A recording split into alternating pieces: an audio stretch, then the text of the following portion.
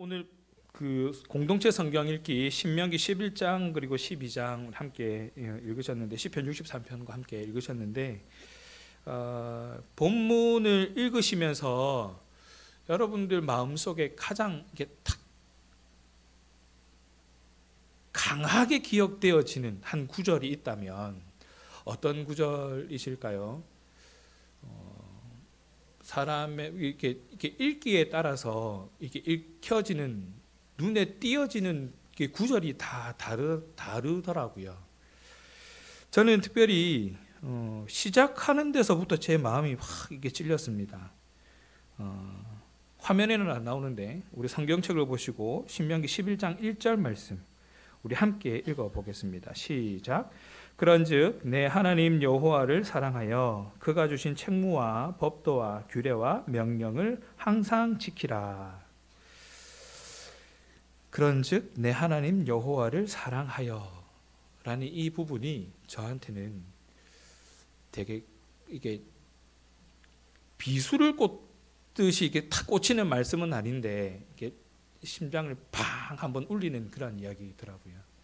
그래서 쭉 읽어보니까 이 이야기가 이제 하나님을 믿는 사람으로서 하나님을 사랑하는 사람으로서 진짜 하나님을 사랑하고 오늘 본문 말씀처럼 그가 주신 모든 책무와 법도와 규례와 명령을 항상 지켜라. 그리고 그것을 쭉 2절과 3절 쭉 이야기 읽어보면 2절에 이렇게 얘기하거든요. 너희 자녀는 알지도 못하고 보지도 못하였으나 라고 말씀하시는데 이게 여기까지만 읽어보면 그렇잖아요. 아직 자녀들에게 이러한 부분들을 가르쳐야 되겠구나. 하나님을 사랑해야 한다. 하나님께서 주신 책무와 법도와 규례와 명령을 항상 지켜야 한다라는 것을 가르쳐야 되겠구나 라고 생각하게끔 이야기가 전개되어지는 것 같습니다. 그런데 이 말씀을 잘 읽어보면 이게 네가 그렇게 가르쳐야 한다라고 얘기하는 말씀이 아니라 네가 그렇게 해야 한다라고 우리에게 말씀하고 있는 겁니다. 그러니까 하나님께서 저에게 말씀하시는 거예요. 네가 여호와 하나님을 사랑하여야 한다. 네가 하나님께서 주신 그 책무와 법도와 규례와 명령을 항상 지켜야 한다. 너네 자녀들은 그것을 보지도 못했고 알지도 못하는데 네가 어떻게 하는가를 보고 네 자녀들이 보고 배우게 될 거다. 그러니까 네가 하나님을 사랑하고 네가 그 책무를 지켜야 하고 네가 그 명령을 따라 지켜야 한다. 항상 지켜야 한다라고 말씀하고 있는 겁니다. 그러면서 이런 말씀을 하시는 거예요. 먼저 내 하나님 여호와를 사랑하라는 것, 그리고 하나님이 어떤 일을 행하셨는지, 내게 어떤 일을 베풀어 주셨는지 기억하라라는 말씀이 7절까지 쭉 기술되어져 있습니다.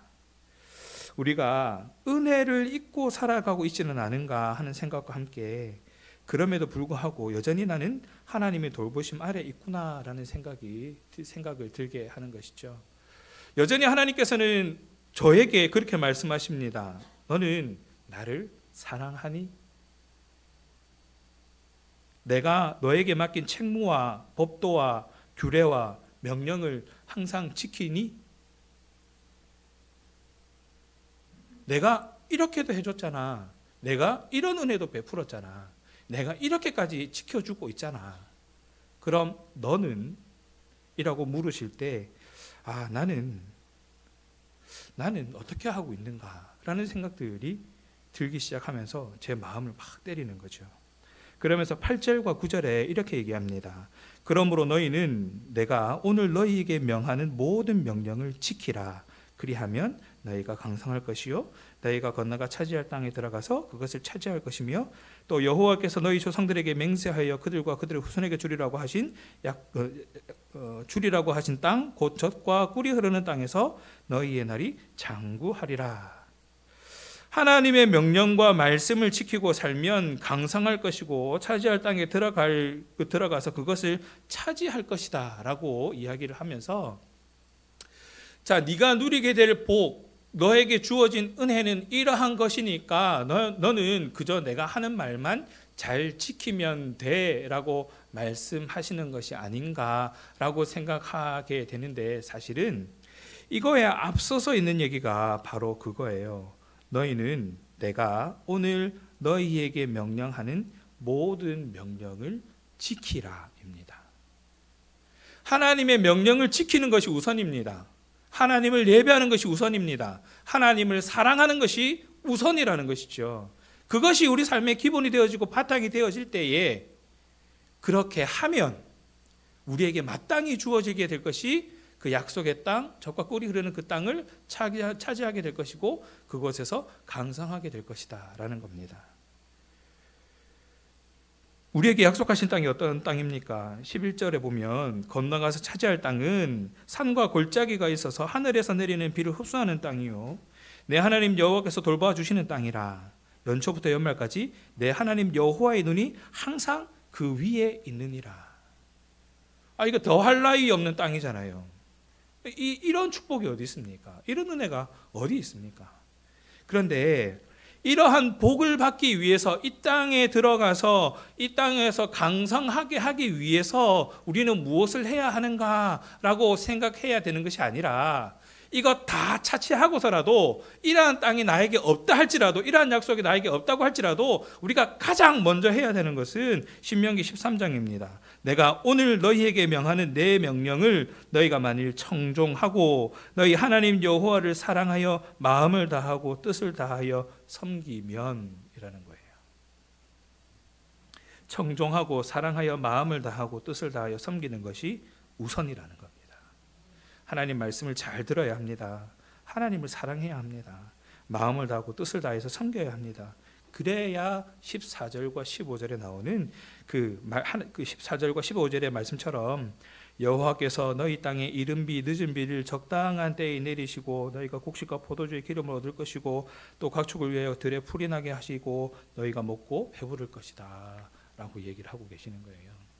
하나님의 은혜를 기억하고 하나님 말씀을 잘 듣고 하나님을 사랑하고 마음을 다하고 뜻을 다하여 섬기는 것, 그것이 우리의 삶의 풍성함과 부요함을 허락하는 것이다가 아니라 우리는 이 부분을 이렇게 생각해야 됩니다. 하나님의 말씀을 청종하고 하나님을 사랑하고 마음을 다하고 뜻을 다하며 하나님을 섬기는 것이 우리의 삶을 윤택하게 만드는, 경제적인 윤택함도 있으면 더 좋겠지요. 그러나 마음에 차고 넘치는 평안과 세상에 줄 수 없는 그런 위로와 만족들을 우리에게 먼저 허락하시는 것이죠.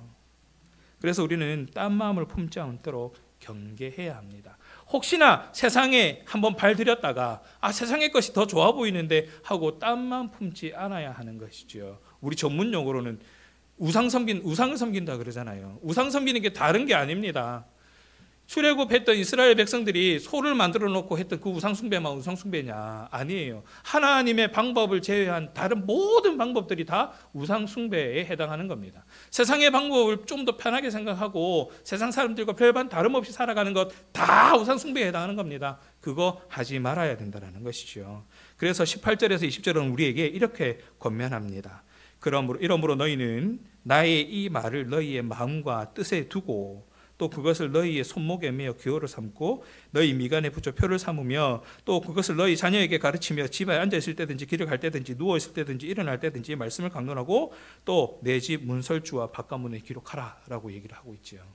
항상 하나님 말씀을 기억해야 된다는 겁니다. 항상 하나님 뜻에 우리가 주목하기 위해서 집중하고 있어야 된다는 겁니다. 그것을 오늘 우리에게 얘기하고 있는 것이지요.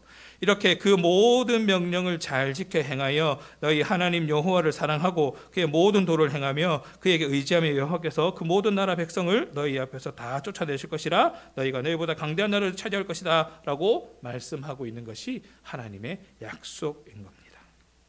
그러면 우리는 어디서 이러한 일들을 해야 합니까? 그것이 12장에 잘 나와 있습니다. 12장 7절에 보시면 거기 곧 너희 하나님 여호와 앞에서 먹고 너희 하나님 여호와께서 너희의 손으로 수고한 일에 복 주심으로 말미암아 너희와 너희 가족이 즐거워할지니라 라고 얘기를 하고 있는데요. 여기에서 어디서 말합니까? 너희 하나님 여호와 앞에서라는 것이죠. 항상 내가 하나님 앞에 있다라는 것을 기억해야 합니다. 나는 잠시 하나님을 떠나 있는 것 같은데 아니요, 착각입니다. 하나님은 여전히 저와 여러분을 바라보고 계시다는 겁니다. 나는 그냥 하나님 좀 등지기로 했어. 착각입니다. 하나님은 여전히 저와 여러분에게 얼굴을 내밀고 손을 내밀고 계시다는 것이죠. 그러면 우리는 언제 어디서나 하나님을 기억하고 하나님 뜻 안에 있을 수밖에 없다라는 것을 기억해야 한다라는 것을 얘기하는 것이죠. 하나님 말씀을 듣는 것, 하나님 말씀을 청종하는 것, 하나님을 사랑하는 것, 하나님의 명령과 하나님의 뜻에 따르기 위해 살아가는 것, 교회 안에서만 뿐만 아니라 우리가 있는 어느 곳이든 다 그곳에서 그렇게 해야 한다라는 것을 이야기하고 있습니다. 그런 면에 있어서는 저는 되게 감사한 게 그런 거예요. 제 생활 반경은 거의 대부분 교회입니다. 제가 만나는 사람들도 교회 사람들이 많아요. 한 90%는 교회 사람들을 만나요. 그런데 여러분들은 교회에서의 사람들보다 교회 밖의 사람들을 더 많이 만나게 되잖아요. 그러면 그곳에서 나는 어떻게 하고 있는가를 한번 돌아보아야 한다는 것이죠. 세상 사람들이 교회 다니는 사람들에 대해서 이렇게 얘기합니다. 야, 너네는 하나님이 복 주시면 너네 잘 살아야 되는 거 아니냐. 하나님이 복 주시면 다 부자가 돼야 되는 거 아니고 하나님이 복 주시면 다 뭐 어려움 없이 다 살아야 되는 거 아니냐. 근데 우리는 알잖아요. 하나님의 복이 어떤 것인가. 하나님께서 우리를 지키시고 계시는 것이 어떤 것인가 우리는 알잖아요. 가위바위보를 해서 땡꽃 때리기를 하는데 3번 중에 2번을 내가 이겼어. 하나님께서 나를 축복하셔서 2번이나 이기게 하셨다. 이게 아닌 거 알잖아요. 이게 아닌 거 알잖아요. 근데 세상 사람들은 그걸 그렇게 생각하더라는 것이죠. 분명히 오늘 본문 속에서 얘기하는 것은 너희는 마음을 다하고 뜻을 다하여라는 그 이야기입니다. 언제 어디서든지 하나님 앞에 있다라는 것을 기억하며 살아가야 한다라는 것이죠. 마음을 다하고 뜻을 다해서 하나님을 예배하고 하나님이 기쁨이 되는 저와 여러분 되기를 간절히 소원합니다. 그래서 무엇보다 하나님께서 여러분들을 통해서 기뻐하시는 일들이 더 많아졌으면 좋겠습니다.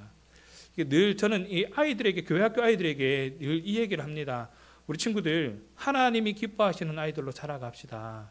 우리 친구들 하나님이 우리 친구들을 통해서 기뻐하시는 일들이 더 많아졌으면 좋겠습니다. 하나님이 우리 친구들을 더 기쁘게 사용하실 수 있는 도구가 되었으면 좋겠습니다. 라고 얘기를 합니다. 연필을 써도 그렇잖아요. 늘 손에 있는 연필이 있고 잘 안 써지는 연필이 있어요. 제 필통에 보면 20년째 있는 필통 안에 20년째 있는 볼펜이 있어요. 아끼기 때문에도 있지만 손이 잘 안 가요. 네, 그런 볼펜들이 있는 거죠. 마찬가지로 저와 여러분의 삶이 하나님의 필통 안에 있는 연필로서의 삶이 만약에 연필이라면 그랬으면 좋겠어요. 하나님께서 늘 언제나 꺼내 쓰시고 잘 써진다고 기뻐하시고 여러분들을 통해 쓰시면서 야, 진짜 글씨 이쁘게 나왔다 하고 만족하실 수 있는 그런 연필의 삶. 이게 연필이 인격이 있다면 주인에게 그렇게 쓰임받는다는 게 얼마나 큰 기쁨이겠습니까? 오늘 저와 여러분에게 본문을 통해서 얘기하고 있는 것은 그겁니다. 내가 마음을 다하고 뜻을 다하고 힘을 다하여 하나님을 사랑하고 하나님 말씀을 청종하고 하나님께서 명령하시는 그 명령을 준행하며 살아가는 것.